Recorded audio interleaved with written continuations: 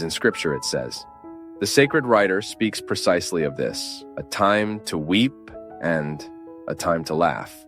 There are moments when life itself shows you the need to cry, to let out your excesses, not to be afraid of sadness, to allow that sadness to dig within us, its riches, and to help us find the precious stone that only suffering could lead us to know.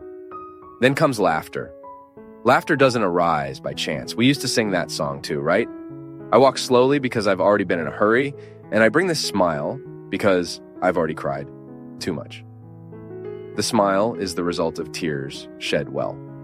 The smile is the final result of a process of struggle that we establish, of observing day by day what effort that day asks of me. What do I need to do today to have the right to smile tomorrow? And it's good. You know why? Because as we are going through the tough times, knowing that they will be constructive, small smiles are already born along this process. When we talk about a final smile, it's just the metaphor of a well-done, well-lived process. A time to embrace, a time to distance oneself. How much suffering, right? In realizing distancing as necessary, the growth of the other, it's that child who goes away to study. You can't hold on to children. That's why it's time to embrace, it's time to take care, it's time to be together, and the time will come when that distance will be necessary for the course of life itself. Then he returns. But at first, we need the distance. It's the urgency of the day. The time has come. It's necessary to study. It's necessary to seek a future outside of here. My people, when we observe the movement of time and its urgencies, we enter into the context of an irreplaceable wisdom for our human fulfillment, a time to tear, a time to sow. If we don't have the courage many times to tear some realities, then we'll never be able to live the liberation of them. Today I even wrote about it. Many times we lament losing, and when in fact we observe what we lost, it wasn't loss, it was liberation.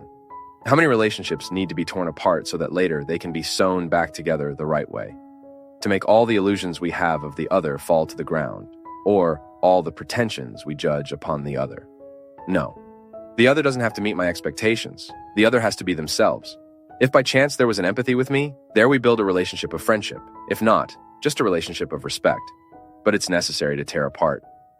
We need to live the confrontation that will later provoke a liberation in us.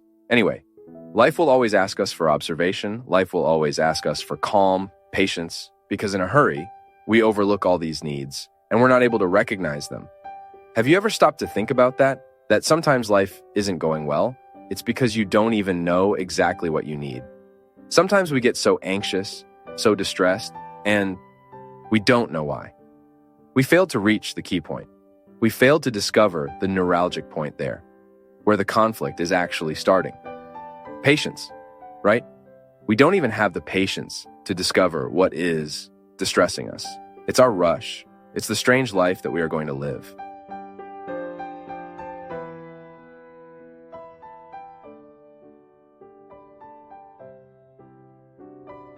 We continue tomorrow in the next video. Complete conference links in the description.